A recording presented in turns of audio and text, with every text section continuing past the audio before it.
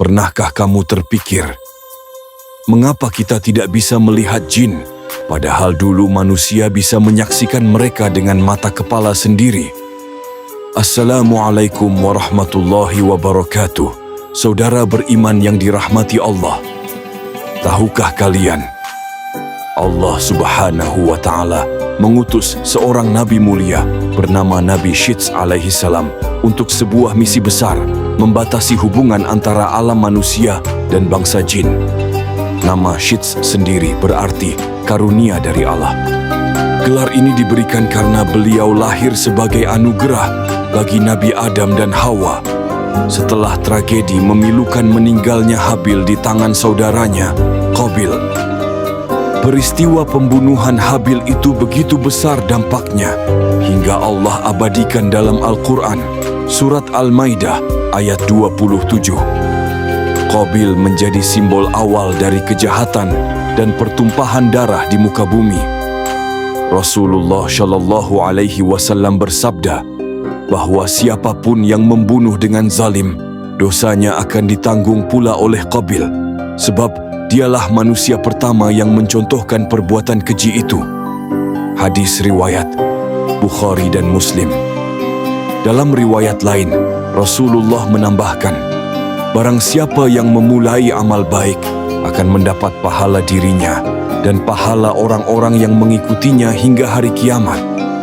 Namun barang siapa yang memulai keburukan akan menanggung dosanya sendiri dan dosa orang yang mengikutinya juga hingga hari kiamat. Hadis riwayat Muslim. Begitu dalam kesedihan Nabi Adam atas kematian Habil hingga Allah berfirman kepadanya, "Wahai Adam, sampai kapan engkau bersedih? Sungguh aku akan memberikan keturunan yang lebih baik bagimu, seorang anak terpercaya yang kelak menjadi nabi, dan dari keturunannya akan lahir para nabi hingga akhir zaman." Sahabat beriman, berbeda dari keturunannya yang lain, kelahiran Nabi Syits membawa tanda-tanda istimewa. Sebelumnya, setiap kali Hawa melahirkan, Allah memberinya anak kembar. Namun kali ini, Hawa hanya melahirkan satu bayi laki-laki tanpa saudara kembar. Inilah pertanda besar dari Allah.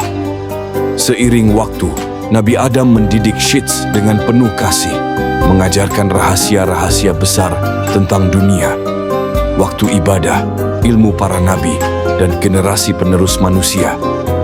Nabi Adam mempercayakan seutas tali dari surga yang berisi simbol kenabian kepada Syits, juga cincin kenabian, serta tabut suci sebagai warisan surgawi.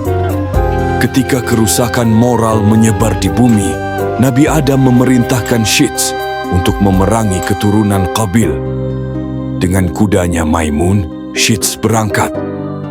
Dalam perang saudara pertama di bumi, dengan pertolongan Allah, Syits berhasil mengalahkan dan menawan Qabil.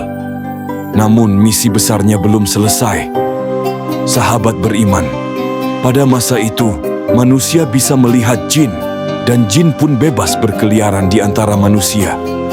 Namun karena semakin bertambahnya manusia dan meluasnya pengaruh buruk bangsa jin, Allah mengutus Nabi Syits untuk menegakkan batas antara dua alam.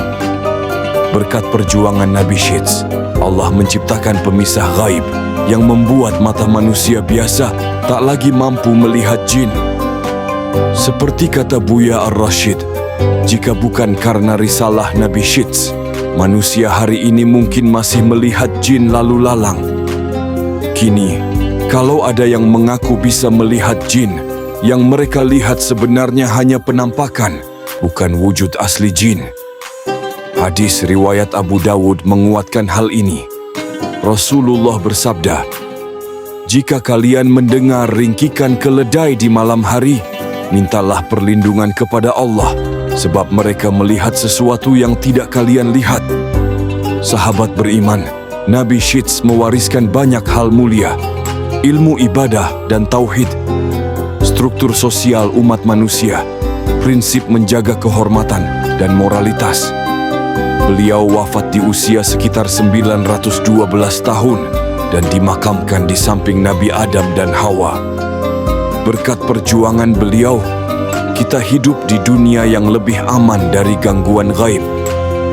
Ilmu dan nilai-nilai yang diwariskan Nabi Syeds diteruskan oleh nabi-nabi dan wali-wali setelahnya, dari Nabi Sulaiman hingga Syekh Abdul Qadir Al-Jailani. Walaupun namanya tidak termasuk dalam 25 nabi, wajib diketahui, Nabi Syeds tetap memiliki tempat istimewa dalam sejarah kenabian. Sahabat beriman, dari kisah Nabi Syeds, kita belajar betapa pentingnya menjaga keimanan dan memperbanyak amal kebaikan. Setiap tindakan kita meninggalkan jejak.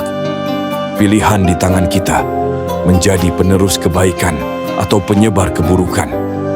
Semoga Allah Subhanahu wa Ta'ala selalu melindungi kita dari godaan setan dan menguatkan langkah kita di jalan kebenaran. Wassalamualaikum warahmatullahi wabarakatuh.